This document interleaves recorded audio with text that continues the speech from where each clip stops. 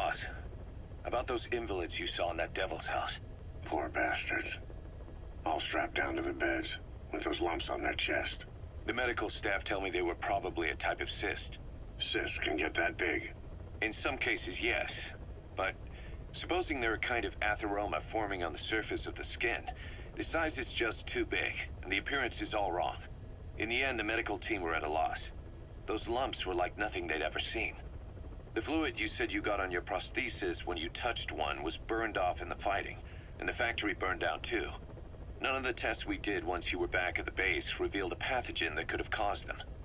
Meaning we don't have a single sample to work with. Everything went up in flames. What worries the medical team most is whether it's contagious. Whether there's a chance we could end up like that. And? Motherbase's sanitation control has always been strict. After all, war is great at transporting diseases.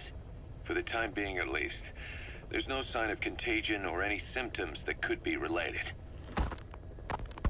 One more thing. About the surgery that had been performed on the people in the Devil's House.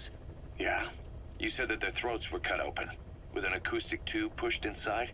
Right. The tubes were hooked up to tape recorders, playing some kind of audio. Well, we picked up some of that audio through your radio transmissions and recorded it here. The intel team has been working on analyzing the communications log. What have they found? There's nothing tying the contents together. We've got a report on 3 deaths in a car accident on the autoroute near Marseille. Protests outside the Libyan embassy in London, a press conference with the former Prime Minister of Sweden, a 4-month-old weather forecast for Balikpapan, and then commercials for appliances, cough syrup, and TV dinners. Assuming they're not all staged, they come off as recordings of your average public broadcasts. Public broadcasts? Just radio and TV signals? Yes, and from all over the world. We're looking into whether they're genuine or not, just to be sure. What else? A speech that sounds like it was recorded out on the street, and people chatting about how this year's tomato crop did. And there's nothing they have in common? We're partway through the cryptanalysis. That includes checking all audio ranges and running it backward and at different speeds. Then there's vocabulary breakdown for political suggestions, ideological comment points. But I don't think it's going to get us anywhere. Where were the recordings made? There's nothing linking them from that angle either. Just like you reported, we've detected virtually every major language there is.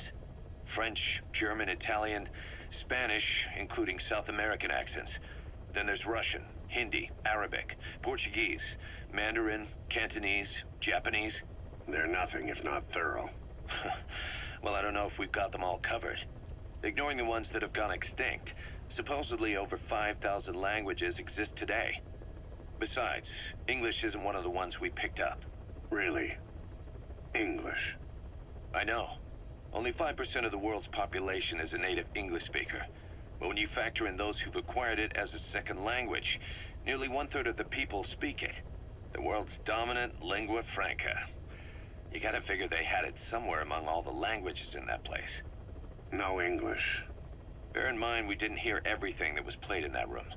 We couldn't isolate the more distant sounds due to static, and the program could have been set to change every day.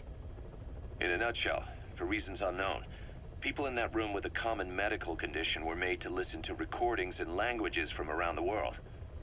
It's not clear how the growths on their chests fit into it. It could have been treatment for them, or maybe an experiment of some kind. I'm guessing one person knows. Yeah, Skullface. He was there. The only thing we can say for sure is that he's involved.